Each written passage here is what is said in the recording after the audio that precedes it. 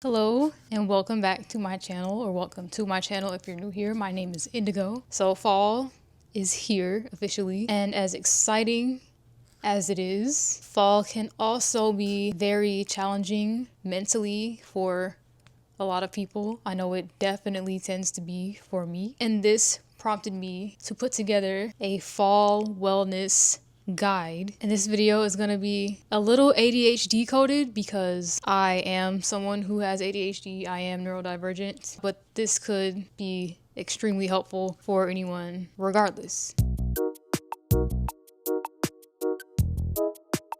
I've broken down this strategy, this guide, into 3 main sections. The first one, probably the most important, is nervous system regulation. Without that, you really can't do anything else. The fundamentals, right? You have to have the fundamentals. The next section is novelty, and this is really important for my fellow people with ADHD. Novelty is important because our brains thrive on newness, and as it gets darker and colder outside, it's easy to slip into a place of heaviness and stagnancy. And section 3 is protect your peace. So I have a few tips that have genuinely helped me as far as nervous system regulation. The first tip I have is listening to your body. Your body will not lie to you. Your body knows when something is wrong before you are consciously aware of it. If you're like me, every time you don't listen to your body, you suffer consequences you probably could have avoided had you just listened to your body in the first place. Rest is not a reward, it is a requirement. If you're watching this video, you probably struggle with restlessness and feeling like you always have to be doing something productive. If you don't take care of yourself and give your body the rest it needs, you can't really continue to show up in the way that you really want to. The do nothing days are equally as important as the days where you're doing the most. And we say do nothing, but we're really doing so much for ourselves. We've just been conditioned to think that we have to earn rest when that simply is not true. Rest is your birthright. Your biology requires that you rest. It is not a reward. There is no prize for denying yourself rest. Something that I think is really interesting and not discussed enough among people who are not clinical experts. By the way, this is a disclaimer. I am not a doctor. I'm not a clinical expert at all. I'm just sharing things that I've learned that have helped me on my journey. Another tip I have is to toggle between hyper and hypo-arousal. I'm sure you're familiar with the concept of overthinking, hyper-arousal. That's when your nervous system is overstimulated and you have racing thoughts, you're on edge and you have anxiety. And then hypo-arousal, understimulation, you feel numb, exhausted, and you shut down. To go even further, there's a correlation between hypoarousal and depression versus hyperarousal and anxiety. You know, when you're overstimulated and you're on edge and you're anxious and you're stuck in the future, and then when you're understimulated, you start to ruminate and you're stuck in the past, also known as depression. This information has really changed the game for me as far as how I respond to my thoughts, because we hear so often, your thoughts don't belong to you, don't listen to your thoughts, you're not your thoughts, you're the one who hears them. But either way, the thoughts are still a problem. And ever since I came across this information about hypoarousal, it has allowed me to disrupt the cycle of rumination. We've all heard about overstimulation and anxiety, right? We know that we need to take a step back, chill out, pause, rest. But for people like me and maybe other people, I don't know what it's like to not have ADHD, so I can only speak from my own experience. But for people like me who are prone to depression and spiraling, too much stillness, too much understimulation, hypoarousal will cause me to start ruminating and slip into depression. And having this awareness has allowed me to figure out how to toggle between the two and try to find a healthy middle ground between overstimulation and understimulation, especially as it gets cold and dark outside. That makes so much sense, doesn't it? We can be aware of the symptoms, but we just don't have the language for it. Look into hypoarousal. That being said, whenever I find myself in a state of hypoarousal, that's my cue to stand up, move around, stretch, eat a snack, take a walk, turn on the TV, watch something. I know we all watch Gilmore Girls, I'm on my first rewatch right now. Talk to someone, color a picture, just anything that's more active for your mind than just sitting there. My next tip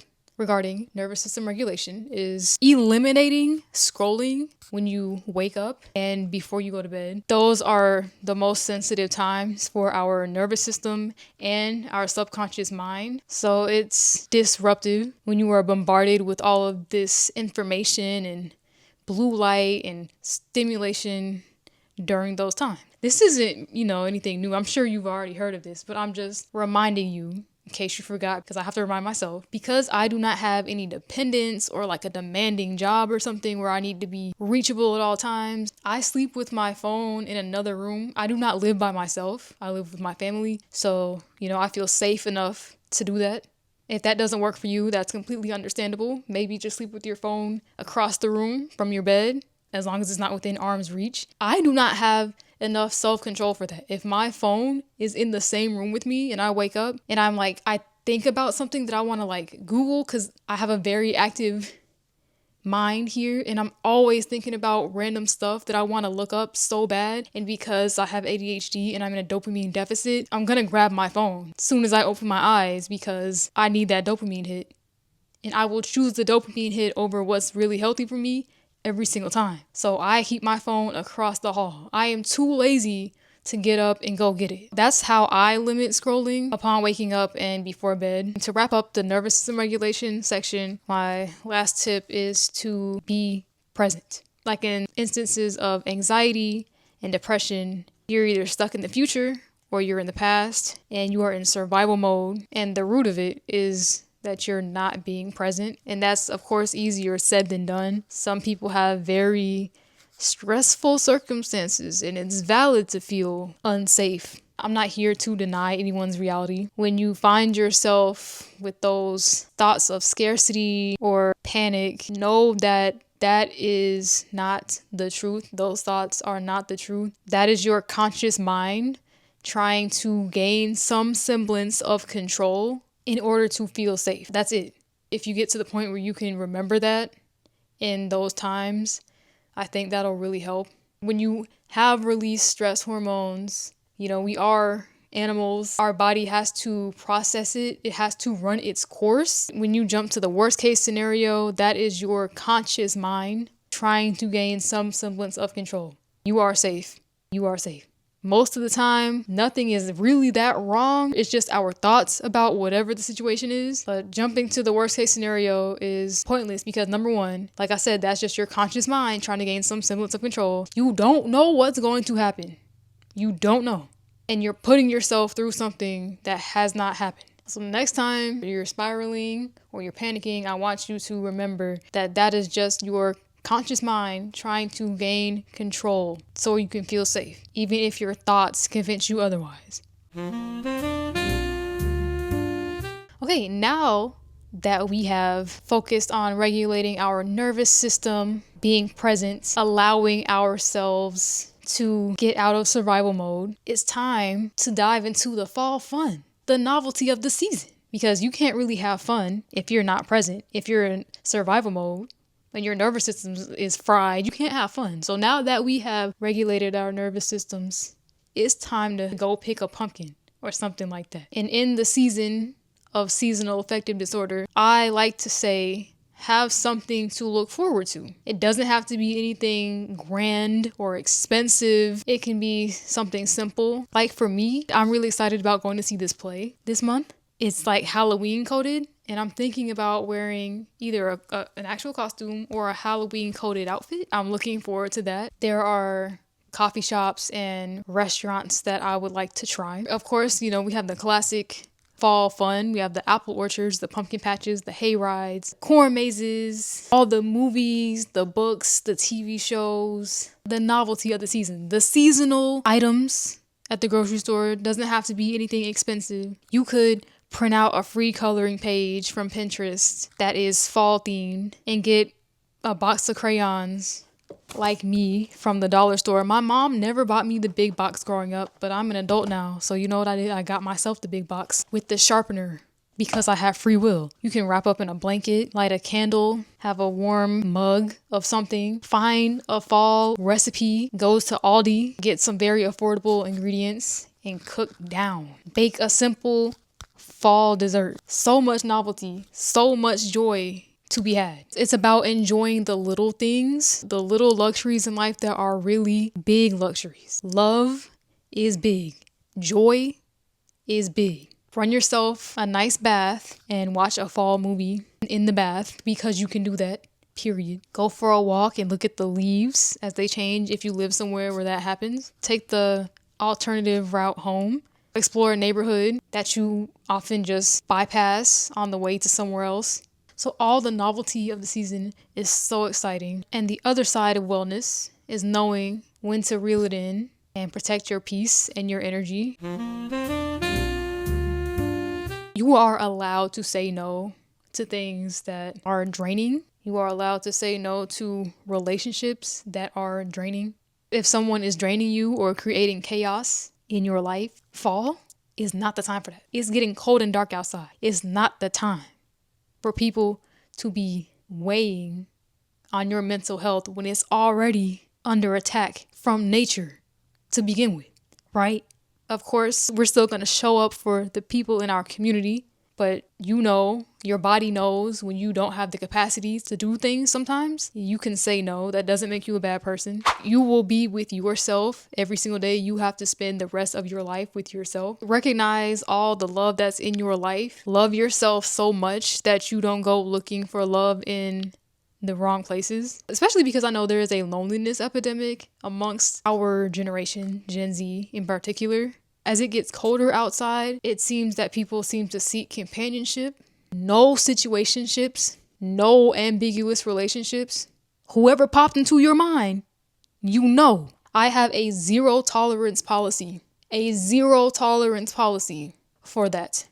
No limerence allowed, none, zero tolerance. If you do not know where you stand with someone, either ask them or drop them today. As soon as you finish watching this video, ask them what's going on or delete their number and block them. I am not playing. I will come to your house and do it for you. I am not playing. Especially my ladies in your early 20s. The situationships will take years from you. Your cute early 20s years. Please do not. Just don't engage. Just don't do it. Your soulmate, your person would not have you confused. Would not be sending you mixed signals. If it is stressing you out and frustrating you, that is not your person. Watch my How to Get Over Somebody Forever, How to Beat Limerence video. They're just a person who is alive at the same time you are, and your mind has put them on a pedestal because you're addicted to pleasure chemicals your brain releases because it has associated this person with those chemicals. They are not special.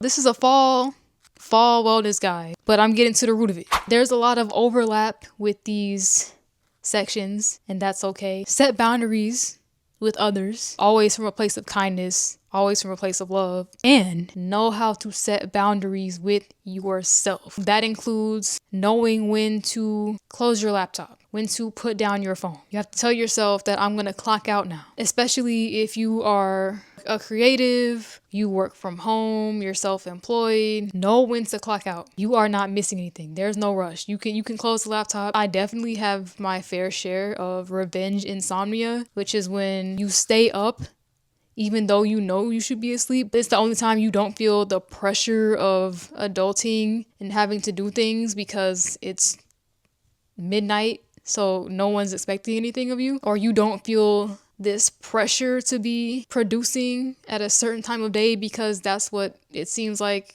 the rest of society is doing. That sounds like like a trivial, silly thing, but like not sleeping at night affects every other part of my life. My body cannot function the way it was intended to if I don't get sleep. Like I literally cannot function. All right. So we're protecting our peace. We're setting boundaries with our community. We're setting boundaries with ourselves. My next tip is self-compassion. If you don't feel like doing something, you do not have to do it. I know that there are some things that you absolutely must do. Like if you have to pick up your child from school, you have to do that. If you have to do something in order to make rent. Like, I get it. Like, right? Apply it to your own life. Now, I know that we can't always just throw our responsibilities out the window. I'm saying this because I know a lot of people punish themselves or are hard on themselves when they don't feel like doing things because of all the propaganda that lead us to believe that something is fundamentally wrong with us if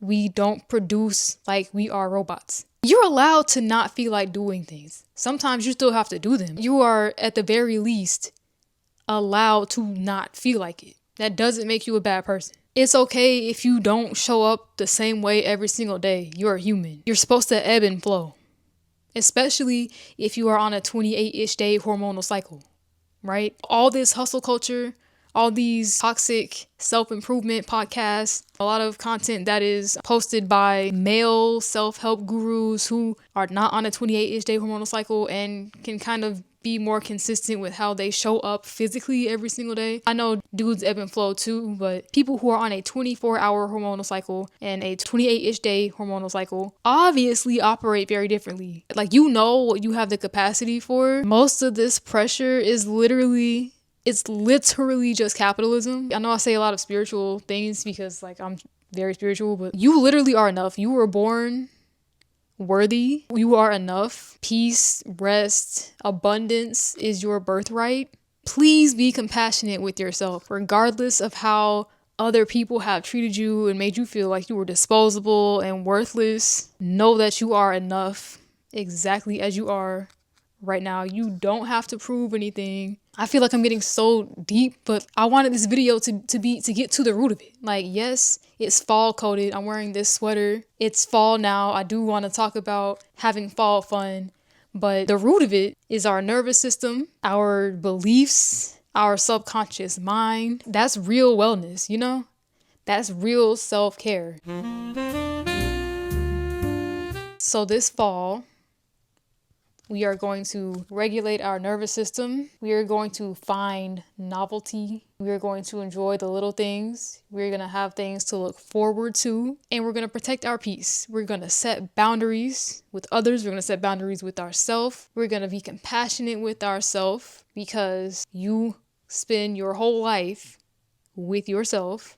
Take your vitamin D. I did want to say that. My fellow melanated people, you may have heard about this. The more melanin you have, the more sun exposure you need in order to absorb adequate levels of vitamin D. And now that the sun is going away, you need to supplement in order to be healthy and happy.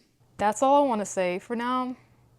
Thank you so much for joining me. Thank you for your time, your attention, and your energy. Those are the most valuable resources we have in this human experience. Thank you for lending them to me. You are so loved and so worthy. I hope you have the most amazing, magical, best fall you have had so far in life. And I hope it only gets better from here. Let me know if there's anything else you want to chat about. I will see y'all in the next video.